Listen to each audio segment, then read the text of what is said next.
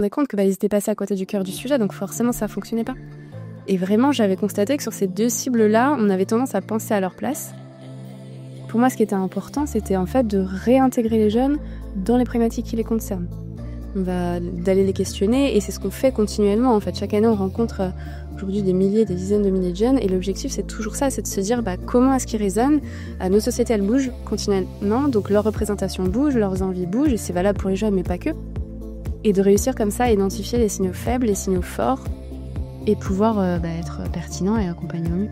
À un moment, on lui pose une question sur pourquoi elle s'est lancée, et puis je me souviens de ça, elle me dit de toute façon, autant tenter, parce que au pire, qu'est-ce qui se passe ? Il se passe pas rien, on aura appris, et c'est pas grave en fait, même si on n'y arrive pas. Et je me souviens d'être dans mon salon, de m'allonger par terre sur mon tapis et de me dire ouais, c'est vrai en fait, c'est au pire, qu'est-ce qui se passe ? Il se passe. Hello, c'est François. Bienvenue sur Pourquoi, le podcast où je plonge au cœur des décisions qui façonnent nos vies professionnelles. Laissez-moi vous poser une question. Vous êtes-vous déjà retrouvé face à cet instant où tout peut basculer ? Cette fraction de seconde où un simple choix pourrait non seulement redessiner vos vies professionnelles, mais aussi vous aider à mieux travailler, créer, avancer avec efficacité. Moi, oui. Et c'est exactement ce que je propose d'explorer ici.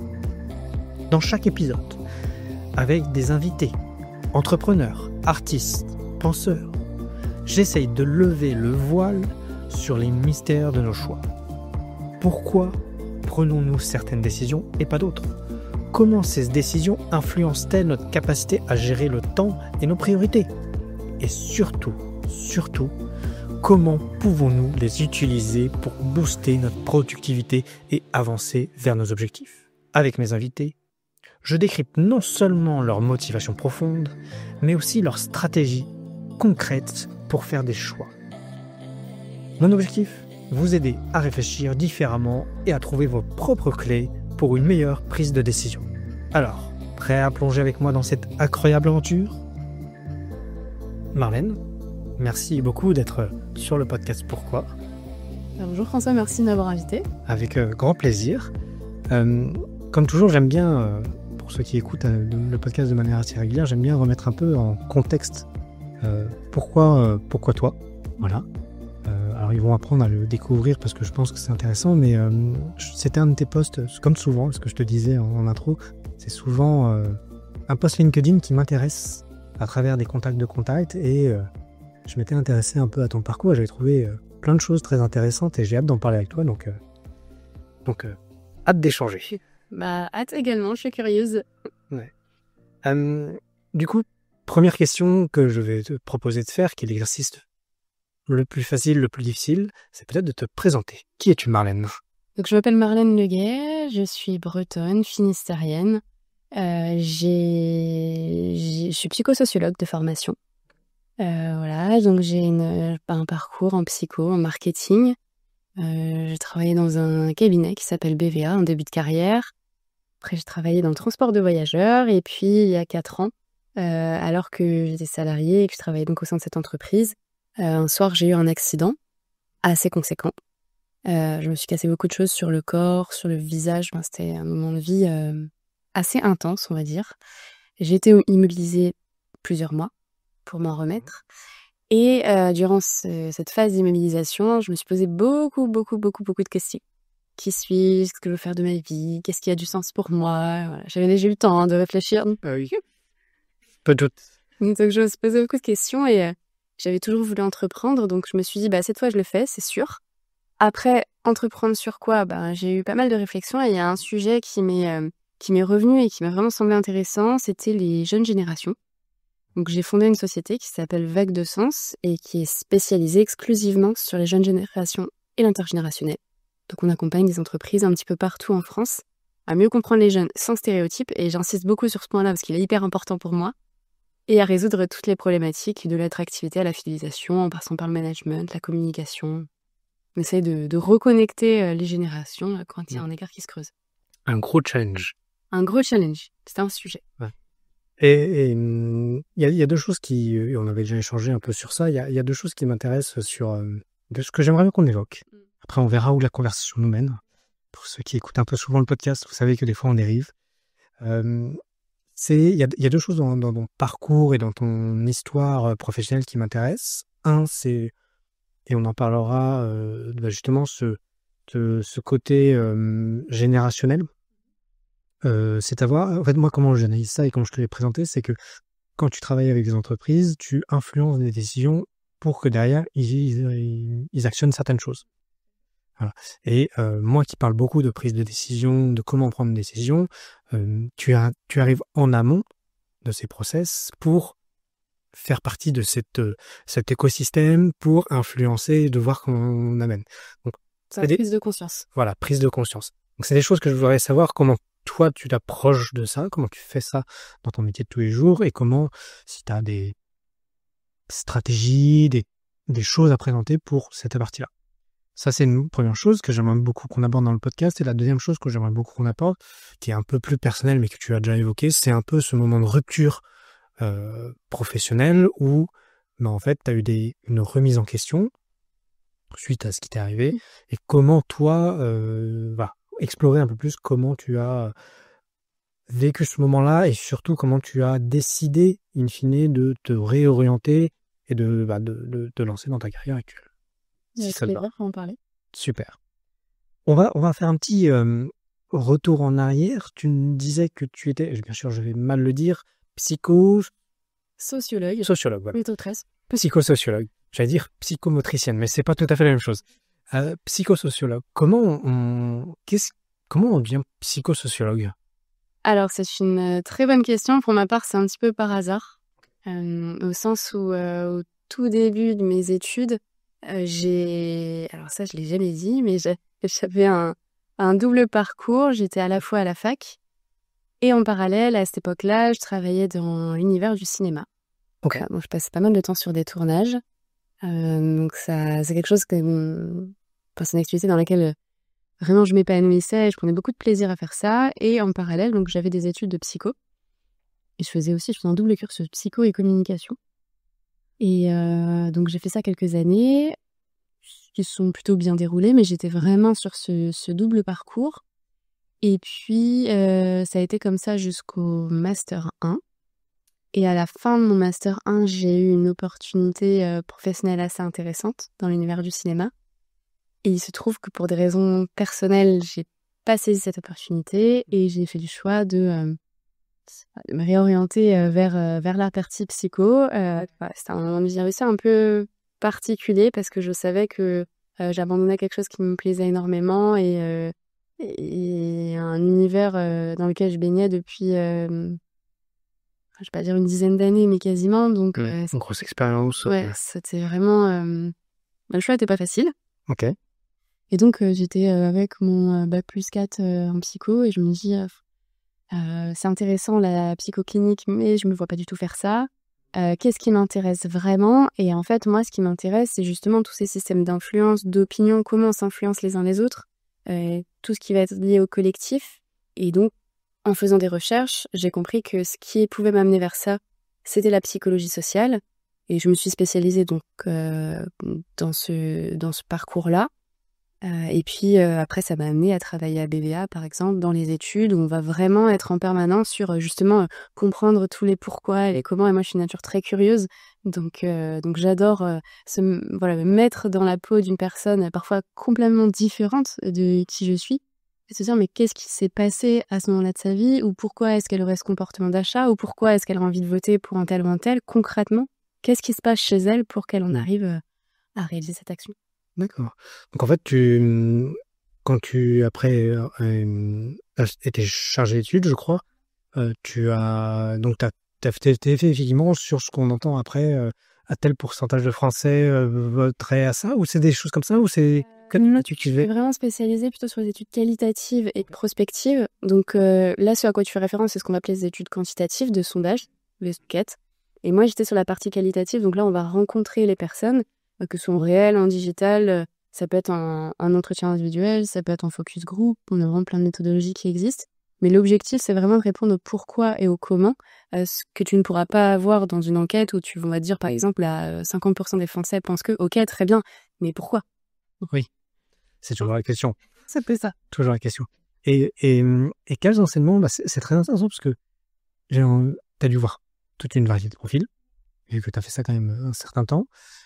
Quels sont je vais peut-être pas bien le dire, mais quels sont les enseignements, les choses qui t'ont marqué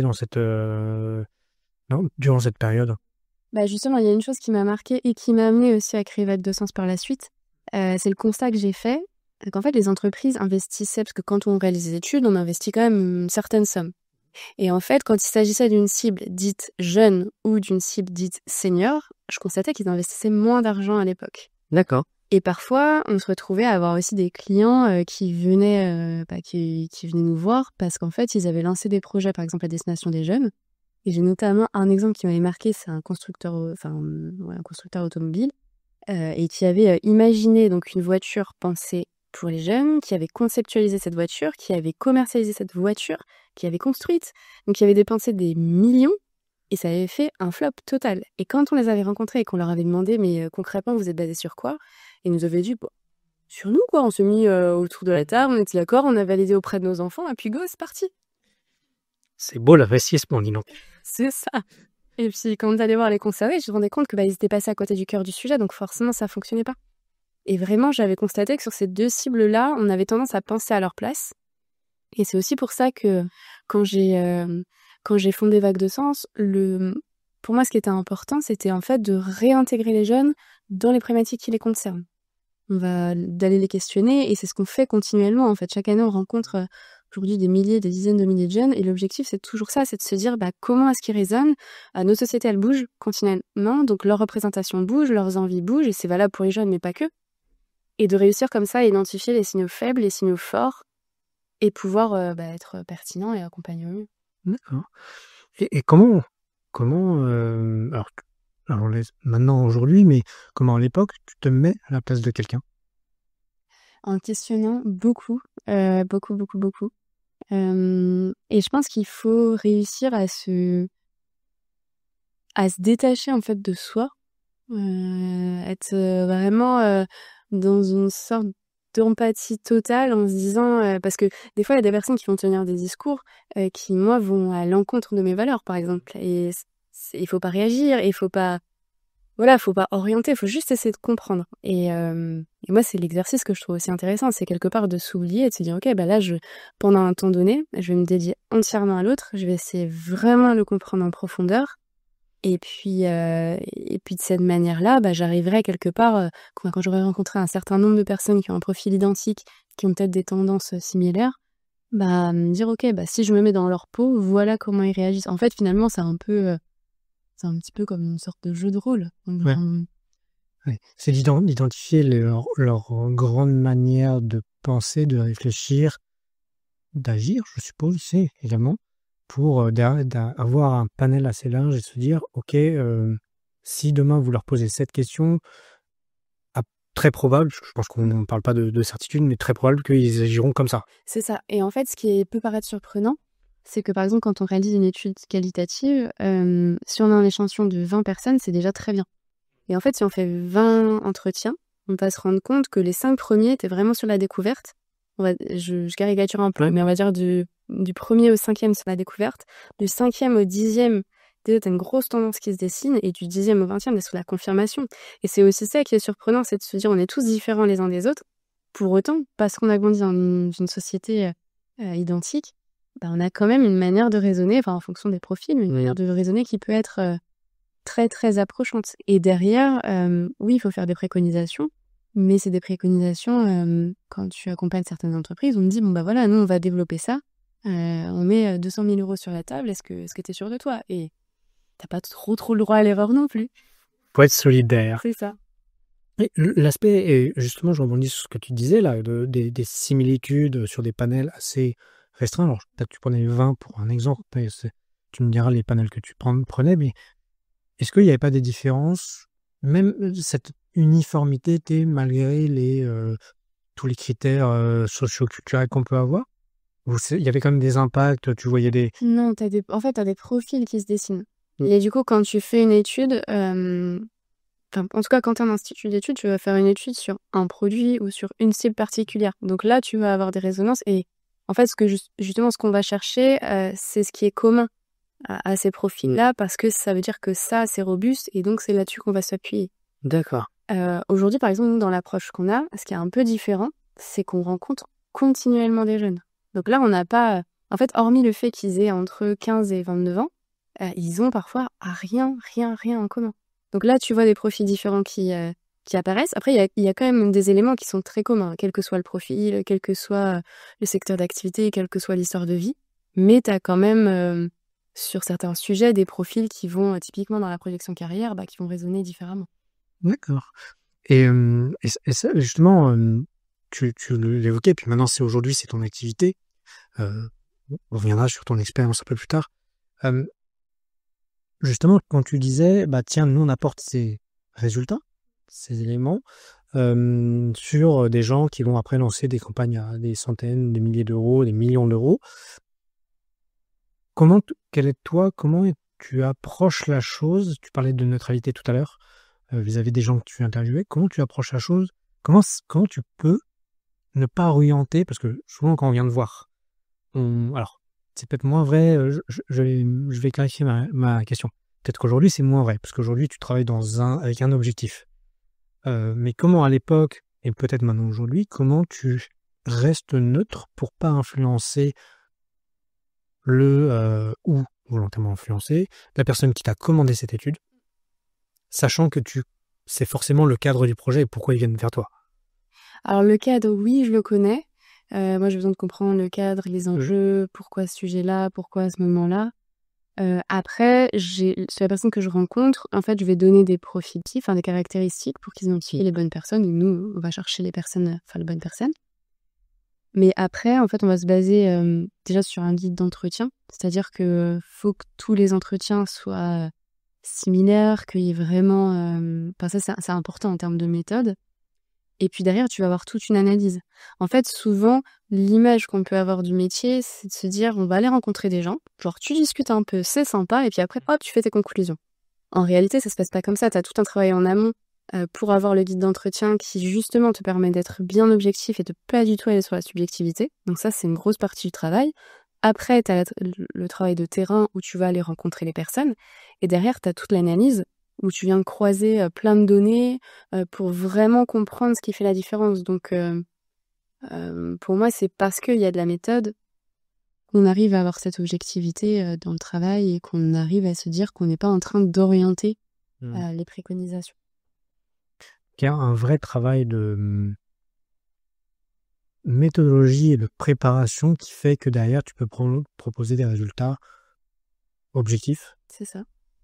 Oui. Et en fait, on va avoir l'analyse, en tout cas, aujourd'hui, sur les sujets sur lesquels on travaille, moi, c'est vraiment mon approche, c'est de dire, on va réaliser cette étude donc de manière objective, et après, une fois que ça c'est fait, là, on reprend les enjeux de l'entreprise, on reprend leur cadre, et on va leur expliquer, voilà les concernés, ce qu'ils nous disent, voilà votre enjeu, et voilà sur quoi vous pouvez vous rencontrer. Mais ça intervient vraiment plus tard dans la démarche. Et c'est là où tu as vraiment l'impact sur la potentielle prise de décision ultérieure, où tu vas travailler avec un résultat objectif et là pour vague de sens, toi travailler à un objectif particulier, qui est le dialogue intergénérationnel. C'est ça. En fait, ça va être vraiment si on part des études et ensuite qu'on accompagne, du coup, avec le côté études-conseil.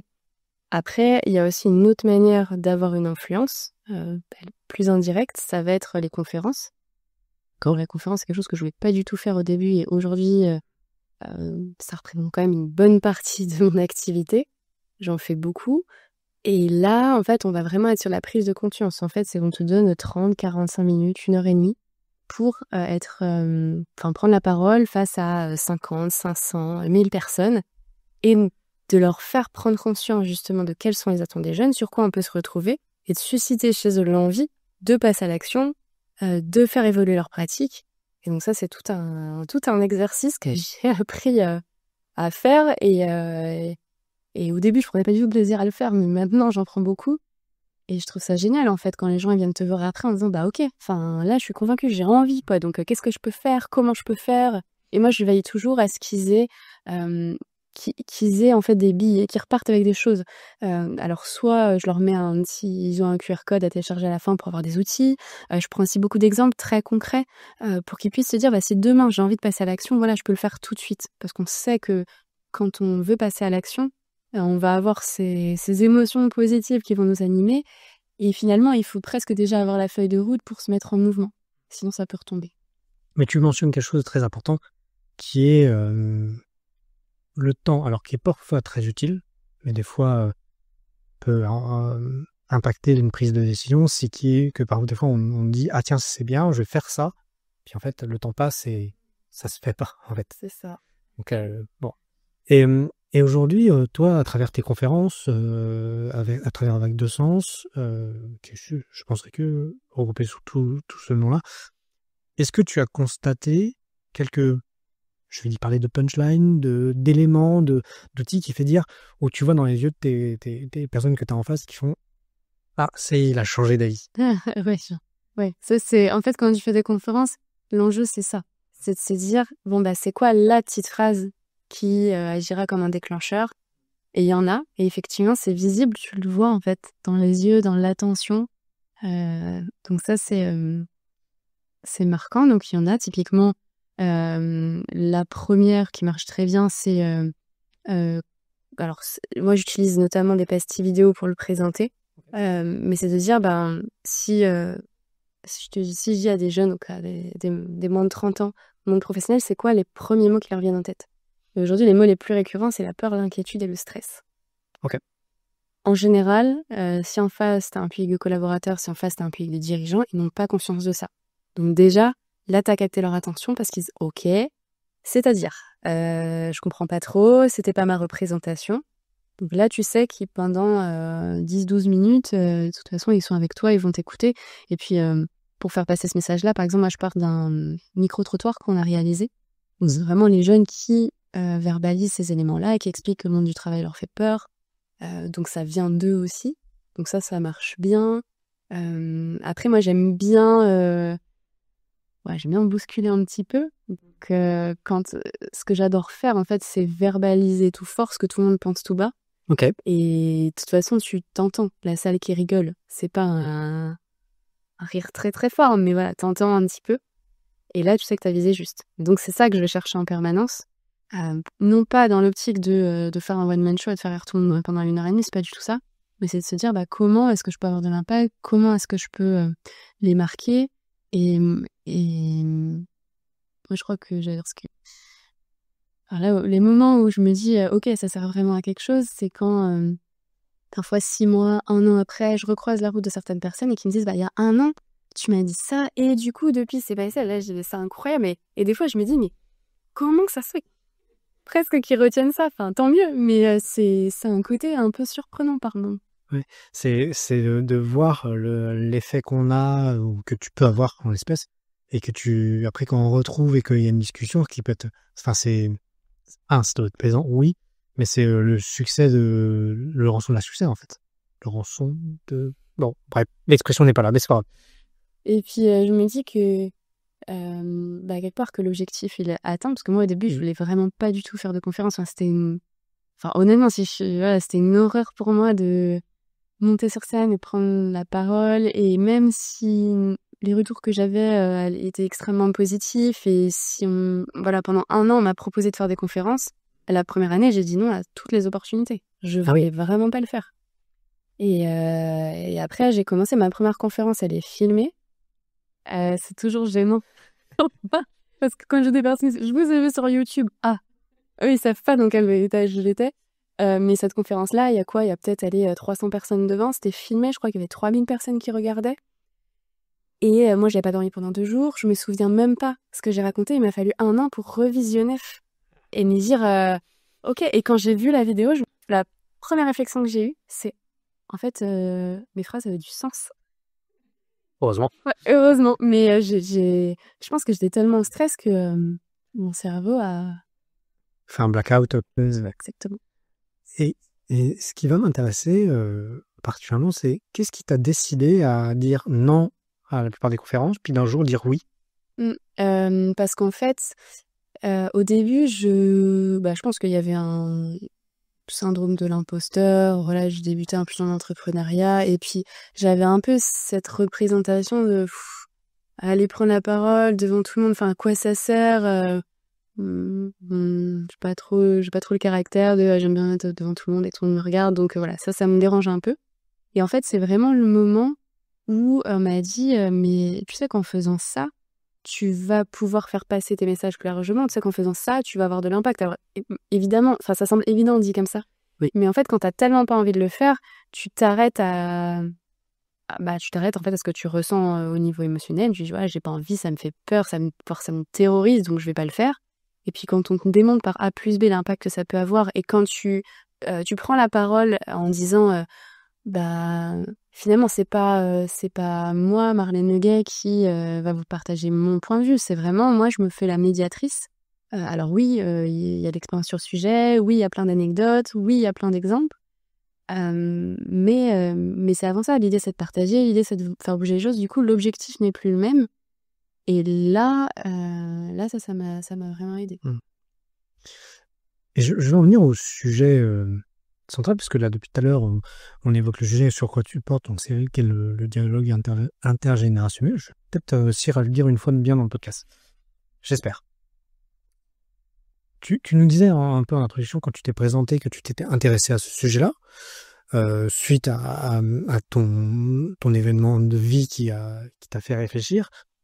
J'aimerais bien que tu nous replonges un peu sur entre le moment où tu étais salarié, tu as eu ton événement de vie, et quel a été ton cheminement pour te dire je vais me lancer dans l'entrepreneuriat, et notamment dans ce sujet-là, parce que soyons francs que c'est un sujet très spécifique, très très spécifique, que j'ai envie de dire, un étudiant normal ou quelqu'un qui cherche sa voie, je veux dire, le lycéen qui est face à la conseillère d'orientation va pas te dire « Moi, je veux traiter des problèmes intergénérationnels. » J'y arriverai.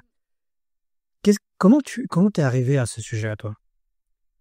Il y a eu un cheminement en plusieurs temps.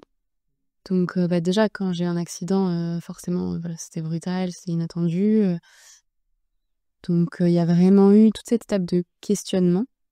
Je pense que très rapidement, je me suis quand même dit je veux plus faire ce que je suis en train de faire. Okay. J'avais aussi toujours voulu entreprendre. J'ai des parents qui sont dans cet univers-là, donc j'ai grandi là-dedans. Et enfin, eux, ils sont restaurateurs, ils ont plein d'établissements un petit peu différents, mais en lien avec la restauration. Donc j'ai toujours grandi avec des parents dans une famille où on teste plein de choses, on fait plein de choses. Et puis, depuis petite, j'ai ce caractère-là. Et j'avais déjà voulu entreprendre quand j'étais étudiante. J'avais même fait mon stage de fin d'études dans une coopérative d'activité et d'emploi à Rennes, d'ailleurs. Ok.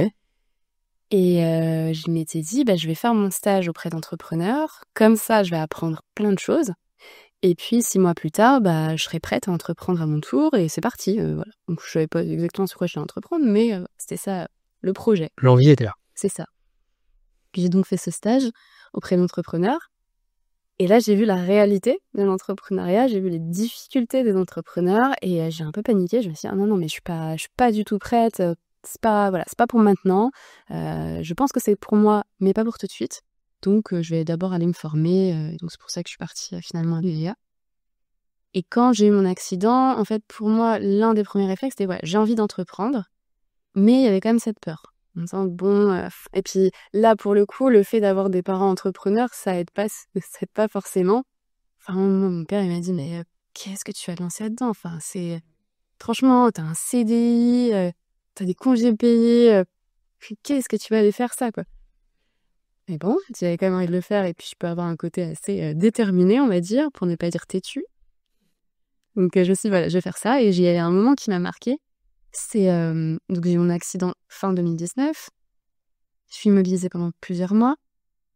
À un moment, ça commence à aller un peu mieux, donc je vais pour commencer la rééducation. J'étais hyper contente parce que je savais que c'était pas encore gagné, mais en tout cas, j'avais le sentiment d'avancer. Et puis, première séance de rééducation, je la fais, et en sortant de la séance, le kiné, il me dit, bon, voilà le programme, parce que du coup, on va être confinés, donc vous allez le faire par vous-même, quoi. Oui, j'avais tracé la relation 2019 ce qui arrivait. Ouais. Et du coup, là, tu te dis: «Bon, bah, OK, donc j'ai envie d'entreprendre». J'ai dit à l'entreprise dans laquelle je travaillais que je voulais plus, du coup, travailler chez elle. On est confinés. Je dois faire ma rééducation seule et c'était compliqué. Donc, bah, j'avais beaucoup de questions et à ce moment-là, j'écoutais, des podcasts. Enfin, j'essayais un peu d'ouvrir un peu la réflexion sur ce sujet de l'entrepreneuriat. Et je me souviens d'un jour où, je vois qu'il y a un podcast. D'ailleurs, pour être honnête, d'une fille, que j'appréciais pas trop, mais elle interviewait, Justine Hutto, qui, me semble-t-il, était en campagne de crowdfunding pour Respire ou venait de terminer, enfin. Ok. Et j'étais curieuse, donc je me dis: «Bah, tiens, je vais écouter ce podcast». Donc voilà, il y a le podcast en fond. Je suis en train de faire ma rééducation. Je suis par terre chez moi en train de faire des abdos. Et donc j'écoute et à un moment, on lui pose une question sur pourquoi elle s'est lancée et puis, je me souviens de ça, elle me dit, «Bah, de toute façon, autant tenter parce que au pire, qu'est-ce qui se passe? Il se passe pas rien, on aura appris et c'est pas grave en fait, même si on n'y arrive pas». Et je me souviens d'être dans mon salon, donc de m'allonger par terre sur mon tapis et de me dire: «Ben, ouais, c'est vrai en fait, c'est au pire, qu'est-ce qui se passe? Il se passe pas grand-chose». Mmh. Et là, à ce moment-là, moi, je sais que ma décision, elle est prise et je sais que je vais entreprendre. C'est sûr et certain. Et après, une fois que c'est décidé, je sais que j'y vais aller au bout. Et ensuite, je suis partie, de mes compétences aussi, Ok. en me disant: «Bah, voilà, j'ai des compétences dans les études et je me sens assez en confiance là-dessus». J'avais observé donc ce sujet des jeunes générations et je pense vraiment que c'était un sujet et là, c'était vraiment une prise de risque aussi en se disant, moi, j'ai identifié, cette problématique-là sur le terrain. J'ai fait une étude de marché et je vois qu'il y a pas beaucoup de personnes qui adressent ce sujet-là, ou en tout cas pas de la manière dont moi je veux l'adresser. Bah, je tente le coup et on verra bien. Et puis sur le fond, sur la méthode, sur l'approche, sur la partie étude, là-dessus j'étais assez sereine. Mmh. C'est très intéressant ce que tu dis, notamment alors sur l'entrepreneuriat et sur les études, sur le côté intergénérationnel. Sur le côté entrepreneurial, c'est, il y a vraiment beaucoup d'approches et je ne généraliserai pas, mais il y a souvent des fois cette petite prise de conscience. Alors je vais parler de ce que moi je connais, donc c'est également l'entrepreneuriat quand on se lance, c'est pas l'entrepreneuriat quand on a des millions et qu'on lance un projet à 1 000 000 avec des entreprises, des usines immenses. C'est de se lancer, de se dire: «Mais en fait, si je le fais pas, qu'est-ce qui m'arrive, quoi?» Mmh. Bah, au pire, allez, je perds quelques, centaines, milliers d'euros parce que j'ai pas fait que ça et bon, voilà, mais au pire, c'est de l'expérience acquise et c'est, des choses se fait. Et souvent, moi, ce que j'ai constaté dans les différents et pour l'avoir vécu, c'est vrai que ce moment de réalisation est assez, pivot, en fait. Tu dis: «Ah ouais, bah, vas-y, go alors». Et là, d'un coup, tu passes du mode, un peu ce que tu as décrit, du mode: «Bon, bah, je réfléchis, je sais pas trop», à: «OK, j'y vais». En fait, c'est parce que tu t'autorises, je pense. Et il y a aussi je pense qu'on se freine soi-même, hem, par les points de comparaison qu'on peut avoir. Là, il y a pas longtemps, il y a quelqu'un qui m'a fait une remarque et que j'ai trouvée très juste et j'en avais même pas conscience. Parce que, bah, voilà, je pense qu'on a tous tendance à avoir des points de repère et moi, je me compare assez souvent à des personnes et mon interlocuteur m'a répondu: «Oui, mais toutes les personnes à qui tu te compares ont à minima 10 ans de plus que toi dans l'entrepreneuriat, donc ça peut pas être la même chose». Et je me suis dit: «Ouais, c'est vrai». C'est vrai que, dit comme ça, il a raison, donc c'est peut-être normal, en fait, que je ne sois pas au même niveau de développement. C'est un autre point que tu soulignes qui est vachement intéressant, c'est aussi le danger de se comparer. Alors, le bénéfice et le danger. Parce que c'est très bien, moi je considère que se comparer et regarder ce que font les autres, enfin, c'est pas parfait, mais c'est très utile, parce que ça montre souvent quand les gens sont plus avancés, de voir ce qu'ils ont fait, comment ils l'ont fait, et ça donne des pistes, soit pour faire une chose, soit pour complètement faire différent. Ça, après, c'est selon le chemin qu'on veut prendre. Mais il y a toujours un danger, c'est de se dire, et ce que tu évoques, c'est de se dire: «Ah ouais, mais cette personne, elle en est déjà là et moi j'en suis que là».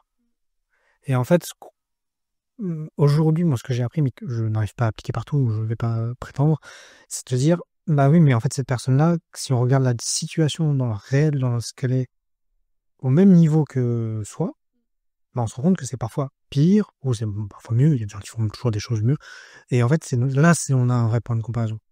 comparer deux personnes se comparer à des personnes qui ont 10 ans de plus d'expérience, 10 ans de plus en âge, une situation financière différente, une situation entrepreneuriale différente, bah, ça met beaucoup de choses en perspective, en fait.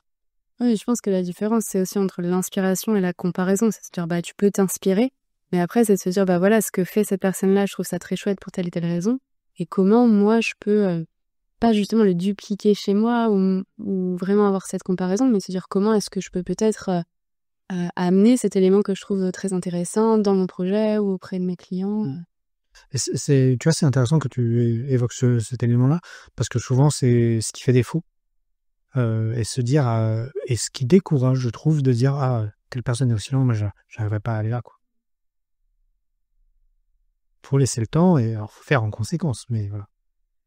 La deuxième point que je trouvais intéressante, parce que tu disais, donc il y avait le côté entrepreneurial et il y a le côté sujet qui montre que, et tu me dis si tu es d'accord avec ça, bien sûr, mais mon interprétation, c'est qu'en fait, c'est pas un sujet passion, le discours intergénérationnel, parce que toi, c'est quelque chose que tu as identifié, qui t'intéresse très certainement, mais derrière, ça fait pas 15 ans que tu as envie de faire ça.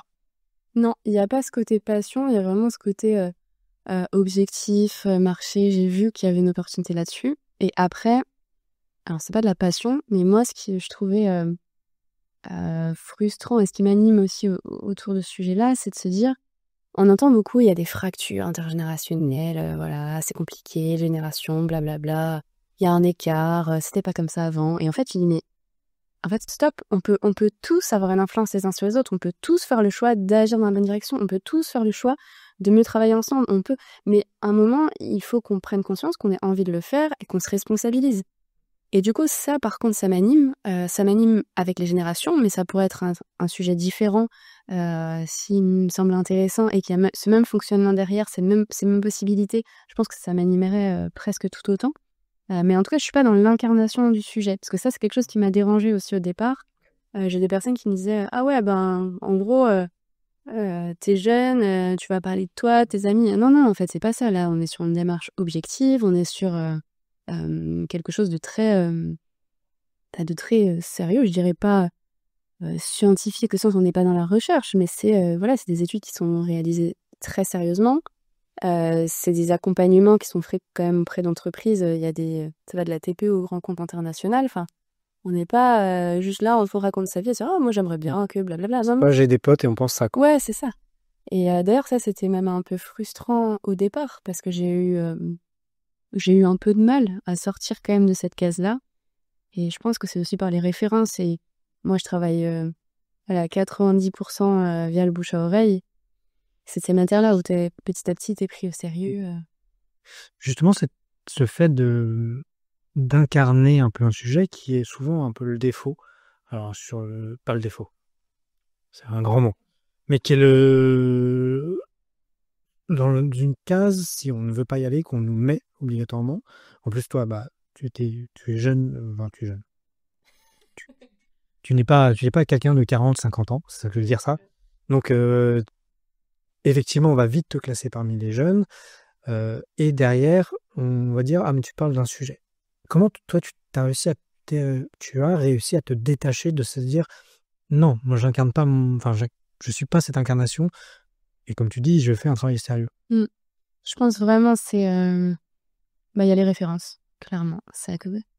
Et puis l'approche objective. En disant, moi je le dis toujours d'emblée, je suis pas là pour partager mon opinion. Et d'ailleurs, je parle très peu de mon opinion. C'est extrêmement rare. Et j'amène des faits objectifs, de l'accompagnement. Enfin, je suis toujours sur cet élément objectif. Et là, avec derrière l'ambition de se dire comment est-ce qu'on fait mieux ensemble. Moi, c'est ça qui m'anime. Et je pense que ça se sent. Parce qu'on me dit justement souvent que je suis passionnée par ce que je fais. Et oui, ce qui me passionne, c'est de me dire, mais en fait, il y a un sujet, mais il n'y a pas de sujet au fond. On peut trouver des solutions, on peut agir, on peut faire plein de choses. Et c'est ça que je trouve génial. Ok. C'est intéressant. Ça m'amène à une question. Alors, je passe du coq à l'âne. Tu me parlais de références. Souvent, pareil, jeune entrepreneur, c'est la difficulté d'avoir des premiers contacts, des premiers contrats. En plus, tu travailles avec beaucoup d'entreprises de typologies différentes. Comment toi, tu as réussi à passer ce cap au début de se dire, OK, j'ai été chercher parce que, pareil, je reviens sur le sujet et tu me corriges bien sûr si je me trompe, mais c'est pas des sujets faciles, à aborder en entreprise.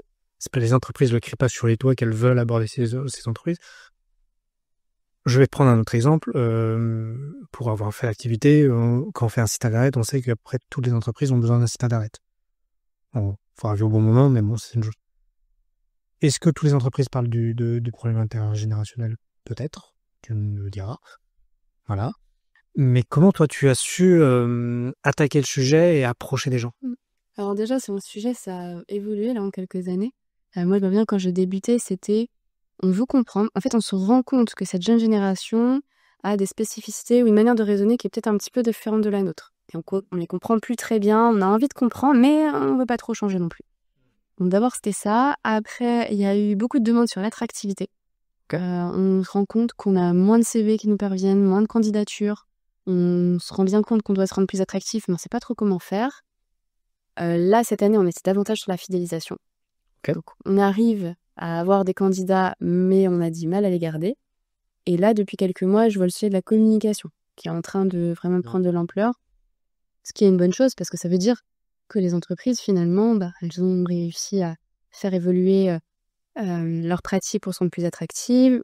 Elles sont en train là, de mettre en place des choses pour réussir à les fidéliser et elles se rendent compte que quand on parle de fidélisation, aujourd'hui, les leviers majeurs sont en lien avec le relationnel, l'ambiance, relation avec les collègues, relation avec le manager, donc ça implique la communication. Donc en fait, tout ça, au fond, est assez logique, mais on voit une évolution des sujets.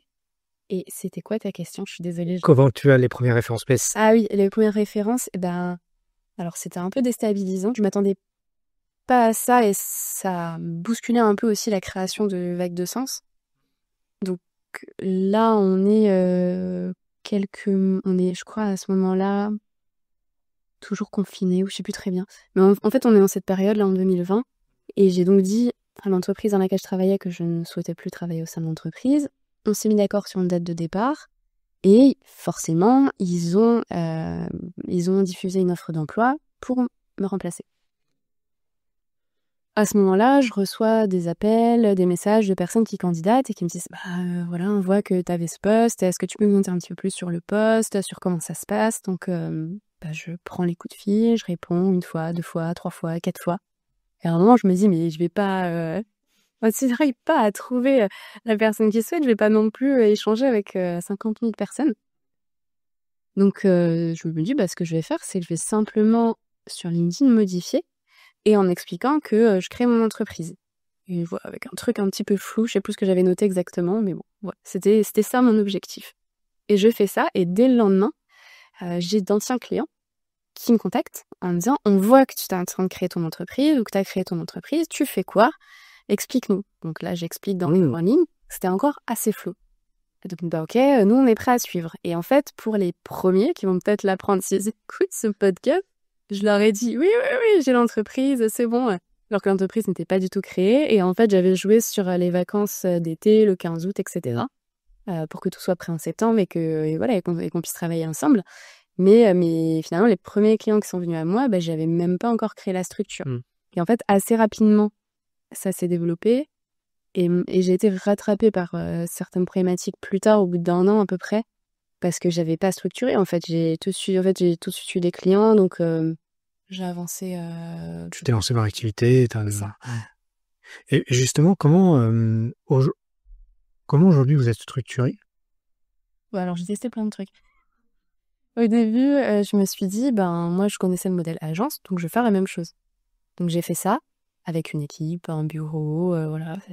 Et en fait, ça m'a pas du tout convenu parce que mon rôle n'était plus d'être sur le terrain.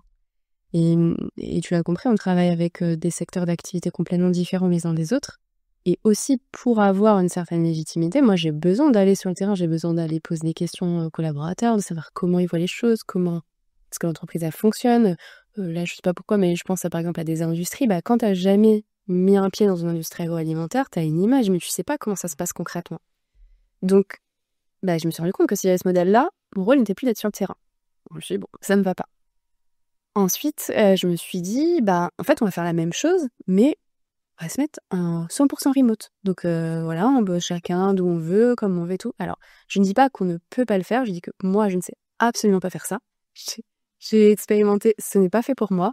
Voilà, ça marche pas. Et du coup, le fonctionnement que j'ai aujourd'hui, c'est d'avoir une petite équipe qui m'épaule au quotidien, sur la partie administrative, financière, des formateurs aussi. Et puis à certains moments de l'année, il y a aussi d'autres formateurs qui nous rejoignent et des chargés d'études. Et d'avoir comme ça une approche assez flexible. Mais je pense que j'arrive à la limite de ce qu'il est possible de faire à ce niveau-là. Donc là, en 2025, l'objectif, c'est d'avoir une licence de marque pour Vogue de Sens. Donc moi, je garderai la partie conférence. Là, on gardera aussi la partie études au sein de Vague de Sens. Mais par contre, parce qu'on fait beaucoup d'ateliers en fait, pour faire se rencontrer les attentes des jeunes générations et les contraintes opérationnelles. Et du coup, ça, on le proposera en licence de marque. Donc avec l'optique d'avoir, j'espère, 5-6 personnes qui seraient intéressées pour nous accompagner sur le développement à ce niveau-là. Quand tu parles de licence de marque, on n'est pas sur de la franchise, c'est plutôt... Enfin, derrière, c'est un peu ça. Ouais, parce qu'il n'y a peut-être pas tout ce qui implique la franchise, mais oui. Okay. Et vraiment de travailler avec plutôt des profils formateurs. Alors, c'est pas... on peut avoir des profils différents, mais pour moi, ce qui sera important, c'est d'avoir des personnes qui sont aussi animées par ce sujet-là. Et après, nous, on fournira la méthode, les ateliers clés en main, et on s'assurera surtout d'avoir une continuité, de leur partager des études, qui nous fassent aussi remonter eux ce qu'ils voient sur le terrain, parce que l'entreprise, elle s'appelle Vague de Sens, et l'objectif, c'était aussi quelque part d'avoir cet effet un petit peu vague qui déferle, et je te rends compte au bout d'un moment que, avec le système que j'ai aujourd'hui, à un moment, ça bloque. Donc ça, c'est... Et c'est justement, j'ai envie de dire, pourquoi est-ce que ça bloque? Est-ce que toi, tu as identifié aujourd'hui pourquoi le format que tu proposes, le format que tu avais structuré, bloquait ou... Là, en fait, la difficulté, il y a une difficulté, c'est que comme c'est moi qui porte la conférence, il y a des personnes qui me disent, on veut travailler avec toi. Non. Et jusqu'à présent, je ne sais pas comment faire pour me dupliquer. Donc, ça limite, forcément. J'ai peu trouvé de monde. J'ai trouvé personne qui savait faire, donc bon. Donc ça, c'est un peu compliqué, et c'est aussi pour ça que je me suis dit, sur les ateliers, finalement, si c'est des formateurs qui ont déjà un lien avec certaines entreprises, a priori, ils devraient être OK pour que ce soit ces personnes-là qui interviennent sur ces sujets. Donc ça permet de lever ce frein. Et ça reste quand même l'un des freins principaux. Okay. Et aussi, mais ça, c'est une très bonne chose, là, en 2024, on a vu beaucoup, beaucoup plus d'entreprises qui avaient envie de se mettre en mouvement. Avant, on était sur la sensibilisation. Et là, il y a vraiment eu, pour donner un exemple concret, avant, ça allait être, par exemple, on veut une conférence, on veut un atelier de 2 heures. Et là, ça va être, non, en fait, on est prêt à dédier la demi-journée, la journée, on veut de la mise en situation, on est prêt à faire bouger nos pratiques concrètement. Donc, c'est hyper intéressant parce qu'on va plus loin. Mais du coup, ça demande aussi plus de temps, plus d'investissement. Et puis toi, tu dois sûrement construire aussi au fur et à mesure des demandes, les accompagnements. Parce que je suppose que, à moins que tu aies déjà prévu des accompagnements plus grands, mais... Sur la partie atelier, ça c'est... on peut en faire des sur-mesure, mais sinon il y en a qui sont standardisés. Après, par contre, si on part sur une démarche étude, etc., là c'est vraiment, vraiment personnalisé. Et aussi, pour répondre à ta question, parce que ça c'est quand même un élément important, et c'est ce que j'ai complètement négligé au départ, c'est de me dire... Moi, en fait, au départ, quand j'ai créé mon entreprise, c'était de me dire, OK, je crée une société, comment je vais faire en sorte de rendre cette société viable? Ça, c'était vraiment mon objectif. Et ce que j'ai complètement oublié, c'est moi. Ce que j'avais vraiment envie de faire et comment je me positionnais en tant qu'entrepreneur. Et là, aujourd'hui, je me pose davantage ces questions. Et je me dis, j'ai pas... En fait, je pourrais avoir une équipe plus conséquente au quotidien, mais c'est pas forcément ce que j'ai envie. Tu vois, par exemple, la personne qui m'accompagne sur la partie administrative, elle travaille à Nantes. Et on travaille très bien comme ça. Et je ressens pas ce...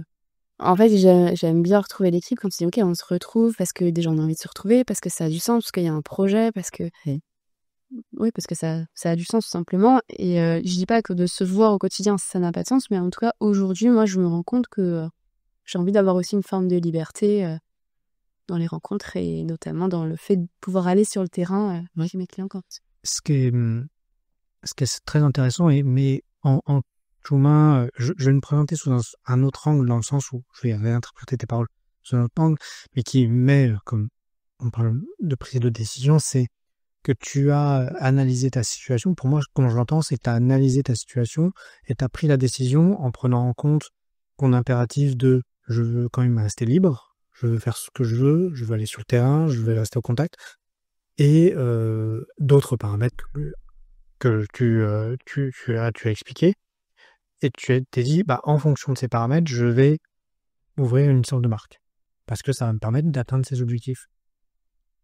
Et ce qui est intéressant, c'est que ce que je trouve intéressant dans ta réflexion, c'est que tu t'es posé pour te dire, alors que tu t'es posé pour te dire, voilà ce que je veux et voilà où je veux aller, alors que tu aurais pu très simplement, comme certaines entreprises, te dire, faut que je grossisse, faut que je grossisse, faut que je grossisse, et en fait, un jour, tu serais peut-être retrouvé à la tête d'une agence de 50, 60, 100 personnes, et te dire, ah oui, mais en fait, je suis plus là où je veux faire.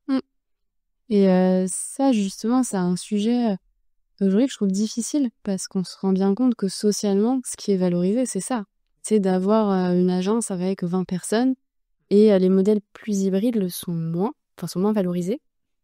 Et pour autant, moi, mon raisonnement, c'est de se dire, voilà, est-ce qu'on répond à la demande? Est-ce que nos clients sont satisfaits? Et quelle est notre marge?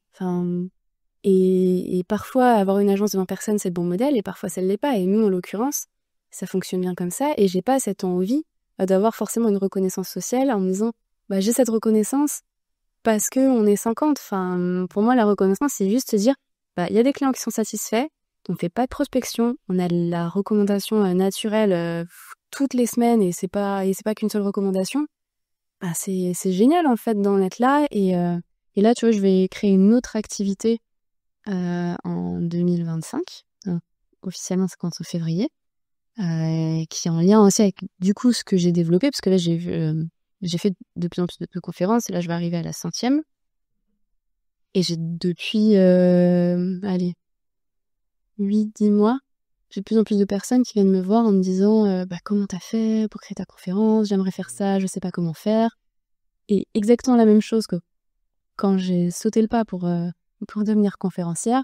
Là, je disais non, mais voilà, je te donne des conseils, j'expliquais comment moi je m'y étais pris, je donnais 2-3 conseils, et on me disait, mais il faudrait que tu développes une offre là-dessus. Je disais, non, je le sens pas, non, c'est pas pour moi, non, j'ai pas le temps. J'avais plein d'excuses, tout un catalogue d'excuses. Et puis au bout d'un moment, je me suis dit, en fait, c'est en accompagnant certains chefs d'entreprise d'une manière informelle et en écoutant leurs retours, je me suis dit, bon, ok, peut-être que j'ai effectivement quelque chose à apporter sur ce sujet-là.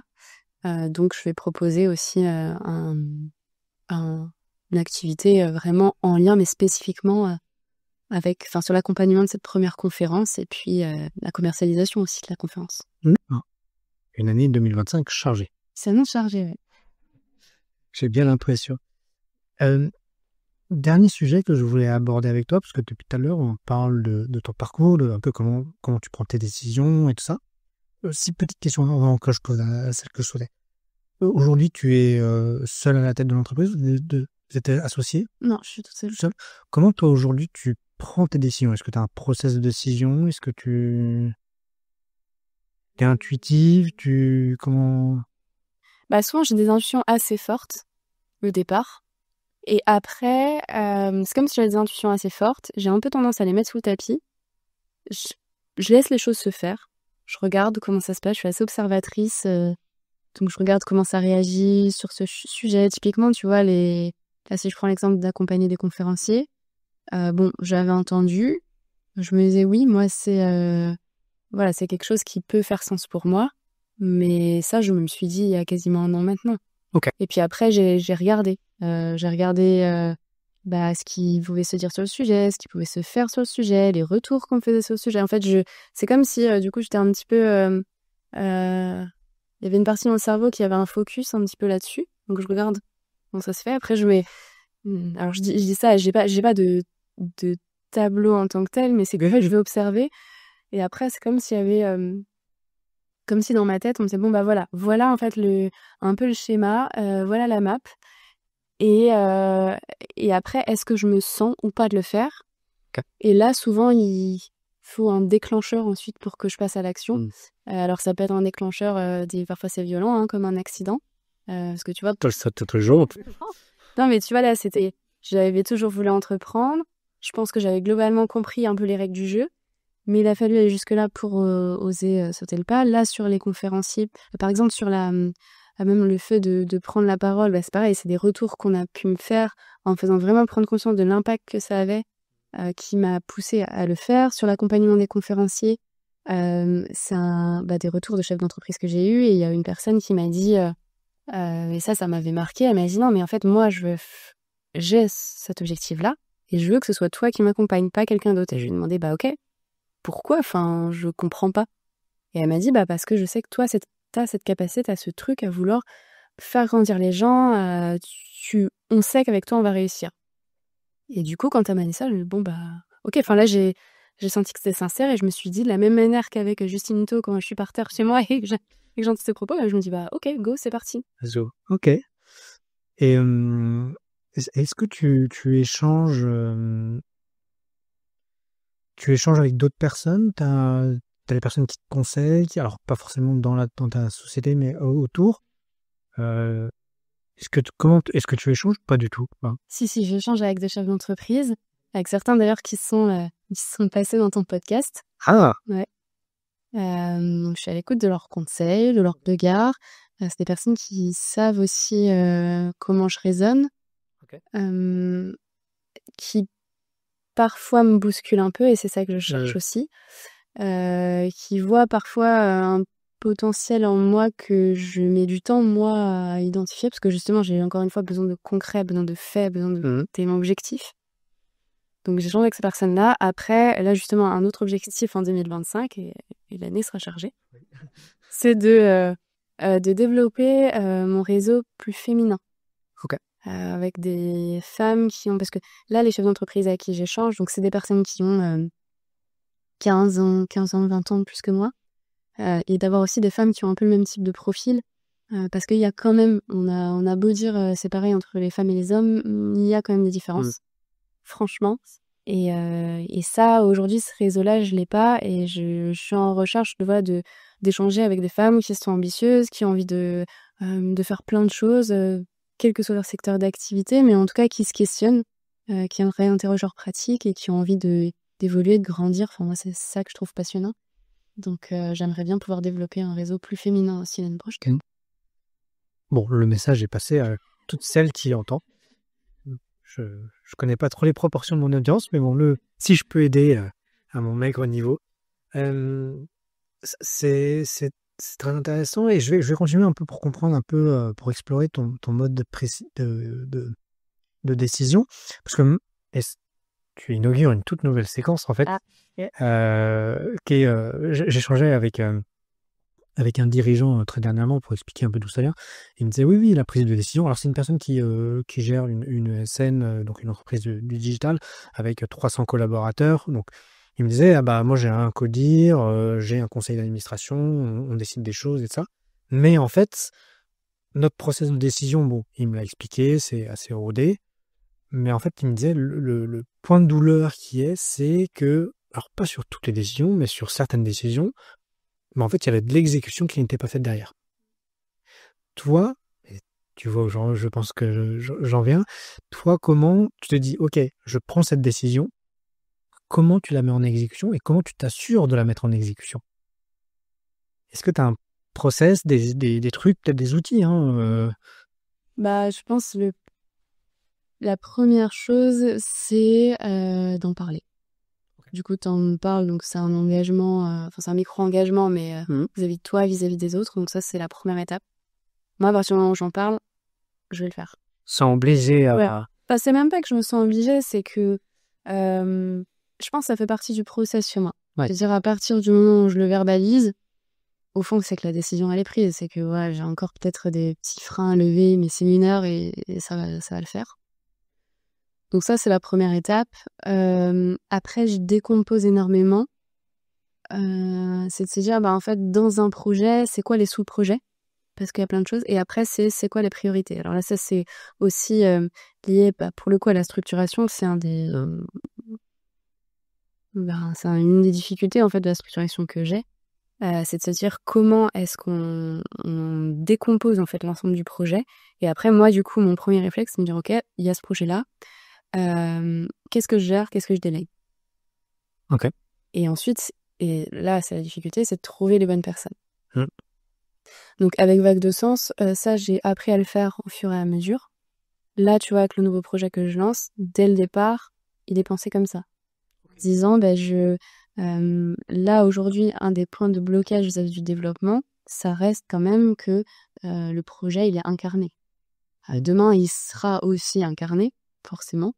Mais on va dire qu'il sera incarné au step 1 et puis dès le step 2, il y aura d'autres personnes et ils verront d'autres visages et le projet est pensé comme ça. Ok. Pour justement pouvoir permettre une croissance plus importante. Et puis Ouais. là, c'est un autre business model. Ouais, puis je comprends l'idée qui est derrière. Ok, c'est intéressant. Et tu as des outils en particulier, alors outre le fait que donc les mécanismes que tu as mis en place, donc parler et puis déléguer, tu as des outils ou des conseils, notamment sur un des points, parce que quand tu délègues, souvent, ça peut être plus ou moins fait, on va dire. Alors, volontairement, involontairement, je ne juge pas ces cas-là. Comment toi, tu arrives à suivre tout ça, en fait? Ça, c'est un sujet.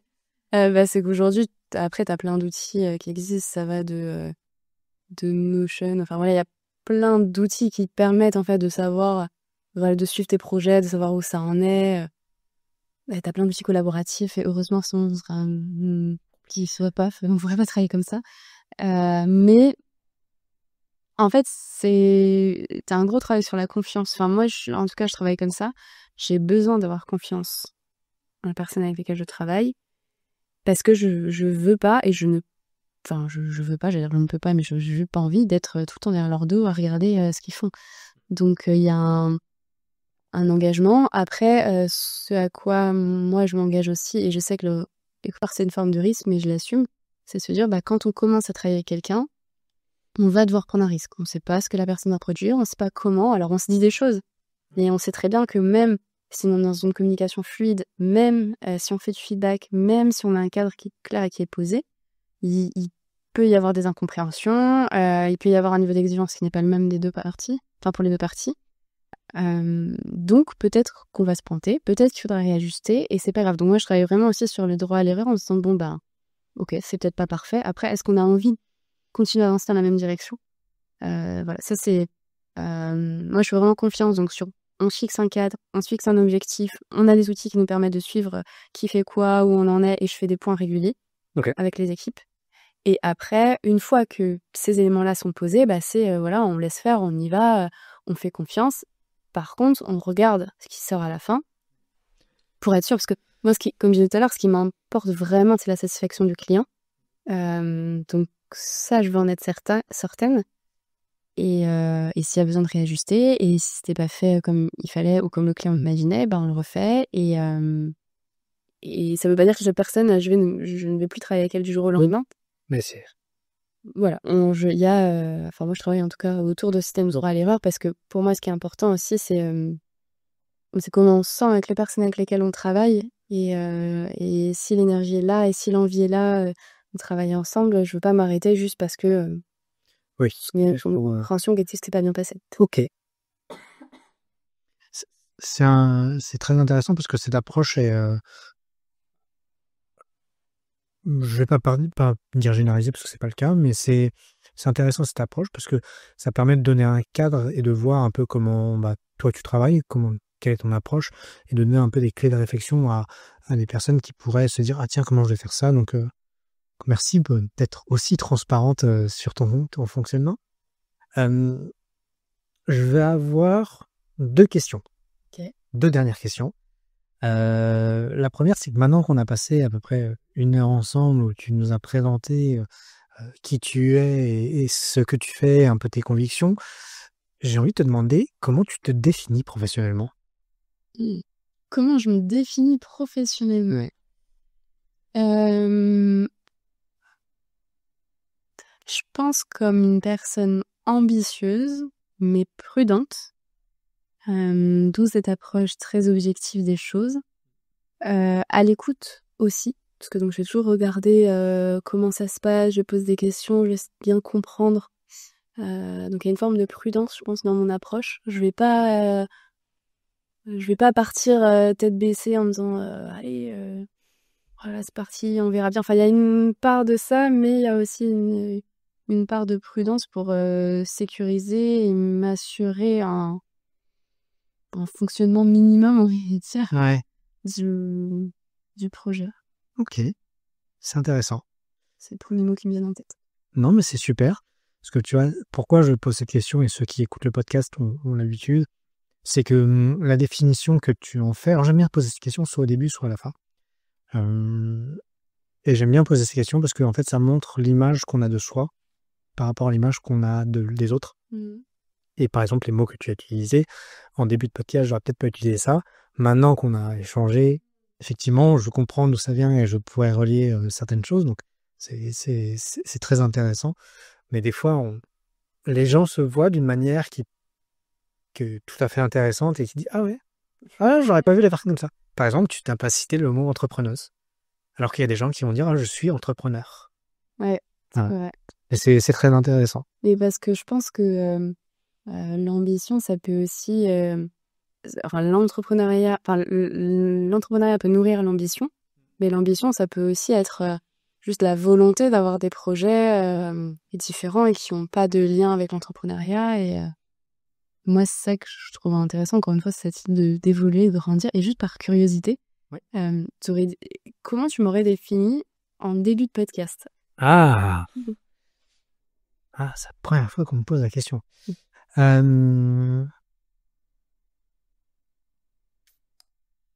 bah, tu vois, moi, j'aurais été très basique. J'aurais défini comme une entrepreneuse sur un sujet non commun, qui est l'intergénérationnel. Je l'ai dit exactement. Et qui est suite... Alors, on avait déjà eu un premier échange, il faut quand même qu'on clarifie. Une entrepreneuse sur un sujet particulier qui a eu la volonté de se relever. Ok. Voilà. Donc, voilà un peu comment... maintenant qu'on a échangé quand même plus d'une heure, mon interprète, je dirais autre chose qui s'approche effectivement d'un peu plus de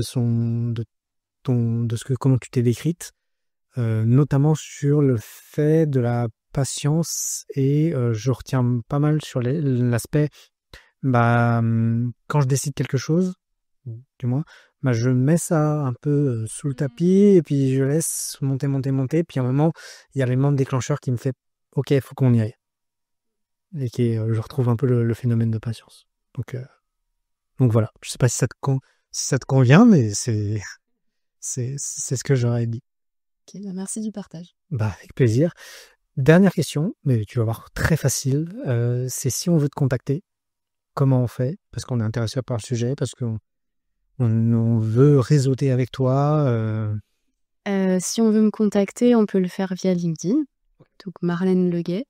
On peut le faire aussi par mail, donc à l'adresse suivante, marleneleguet@vaguedesens.fr. Et en général, je réponds assez rapidement. Bon, super. Je témoigne parce que notre prise de contact via LinkedIn s'est fait très rapidement. Je ne sais plus exactement le temps, mais on va dire que ça se compte en une journée environ. Ouais, je pense. Bon, pas toujours. Non, je pense. J'essaie d'être réactive autant que possible. Bon, super. Et merci beaucoup, Marlène. Merci pour l'invitation. Et puis, j'espère que tu as passé un bon moment. Et puis... Un très bon moment, c'était une très bonne expérience. Merci. Super. Et je vous dis donc à très vite pour un nouveau podcast. Au revoir. Waouh, un épisode bien riche, comme d'habitude. Tellement riche que je vous propose de faire un petit débrief pour retirer les quelques éléments que moi j'ai retenus, et surtout, n'hésitez pas à me dire ce que vous en pensez. Allez, le petit débrief. Je pourrais parler de plein de choses, de ce que j'ai retenu avec Marlène. L'entrepreneuriat, comment elle est arrivée à construire ce vague de sens et les projets qui arrivent. Comment ses accidents, comment elle a réussi à se relever, son métier en lui-même, son sujet, les jeunes. Mais je vais dézoomer un peu et je vais prendre le cas de Marlène pour illustrer quelque chose qui est, je trouve, très intéressant. Si vous m'écoutez, que vous êtes intéressé par la prise de décision, ce que j'espère qui est le cas, souvent quand on prend une décision à titre individuel ou dans des petites équipes, on va faire des recherches. Préalablement à la prise de décision, on va se renseigner sur un contexte, un sujet, on va prendre des informations. Mais Marlène illustre une recherche d'informations sur d'autres niveaux, qui est essentiellement là, quand des grands groupes ont des sujets très gros, des projets énormes à lancer, qui engagent des millions d'euros, ils font des sondages, voire des experts, des choses comme ça. Et c'est en gros le métier de Marlène de leur apporter sur son sujet réel de l'expertise, de la connaissance de ce secteur. Et en fait, ce que ça montre, c'est comment ces grandes entreprises vont faire de la recherche, alors pas toujours comme ceci, mais là c'est un des cas dont on parle, comment ces entreprises vont acquérir de la connaissance, connaître un sujet à travers l'expérience d'une autre personne qui, elle, va se charger d'apporter les informations. Et comment elle va influencer, parce que Marlène va du coup influencer les décideurs en se les orientant vers une typologie de décision ou une autre. Alors bien sûr, Marlène ne décide pas, c'est pas son but, ou du moins pas auprès de ses clients. Elle apporte de l'information. Mais elle amène une vision. Une vision qui va forcément, même si je ne doute pas que Marlène est la plus objective possible, elle va amener une vision de la jeunesse, une vision de la relation entre les entreprises et la jeunesse qui va influencer les entreprises. Et c'est ça que je trouve très intéressant. C'est comment les grandes entreprises investissent dans ce type de mécanisme pour acquérir de la connaissance. Et ensuite, vous pouvoir prendre la décision la plus éclairée possible. Et c'est la première fois que je parle avec quelqu'un qui touche ces sphères, qui peut influencer ces sphères, et je trouve ça passionnant. Voilà ce que moi je retiens de cet épisode. Et toi, qu'est-ce que tu as retenu ?